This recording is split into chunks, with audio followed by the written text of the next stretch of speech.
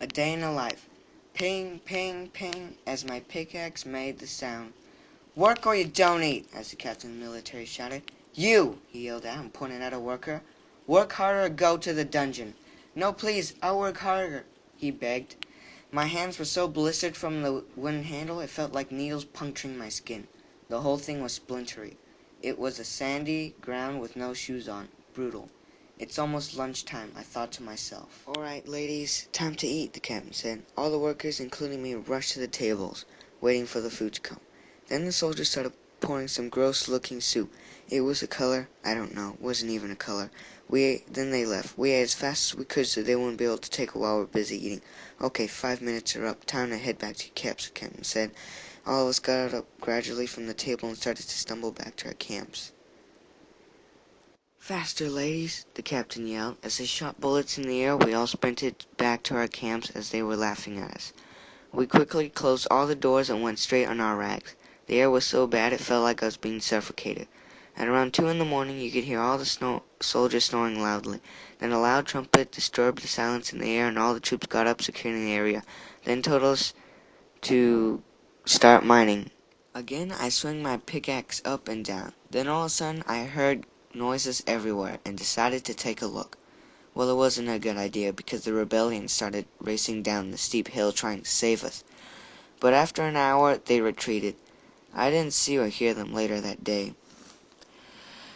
Nothing unusual after, just a false alarm that a miner found something. It was coal. But when I went back to my camp on my rag, I had flashbacks. Then a loud trumpet made me wake up. I've been here for too long. I must get out, I told myself. Later that day, near 1 o'clock at night, I said to myself, time to make my move. It's now or never.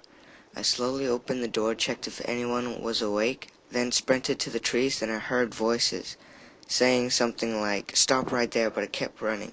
Then shots started flying right past me.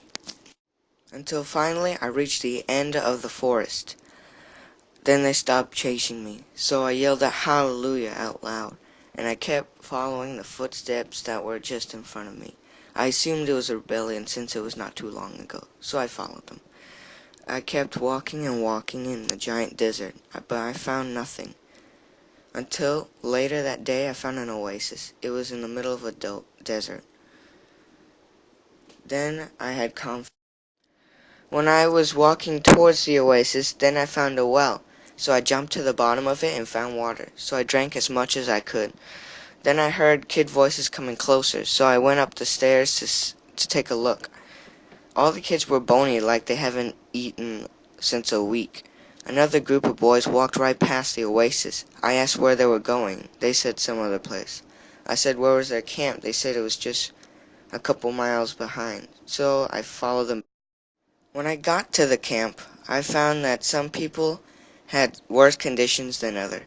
Some had mental health just trying to get to this camp. Some kids have emotional problems, as well as behavior problems. Then I went crazy because the captain found where I was in which village, and they started to just find and interrogate every single villager trying to find me, but I hid. Then all of a sudden, a soldier started coming closer and closer. So he opened the door. Then I got up and knocked him unconscious and pulled him in. Then I exchanged clothes and put the mask on, and then I went outside. The captain asked where I was. We all said we didn't find him. So he said, let's head back to the camp. When we got back, I snuck into the captain's office and looked through files. I found nothing besides a top secret file saying that Israel was going to talk with America. I said yes in my mind. So I took the file and waited for tomorrow, since the file said that it needed soldiers to protect the Israeli soldiers. So when I got there in the White House, I asked one of the agents where was the bathroom. Then he pointed away. So I asked him to show me, since I didn't know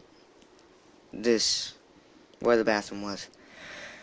And then when he finally showed it to me, I knocked him unconscious. I exchanged clothes, and then I crammed through a little window.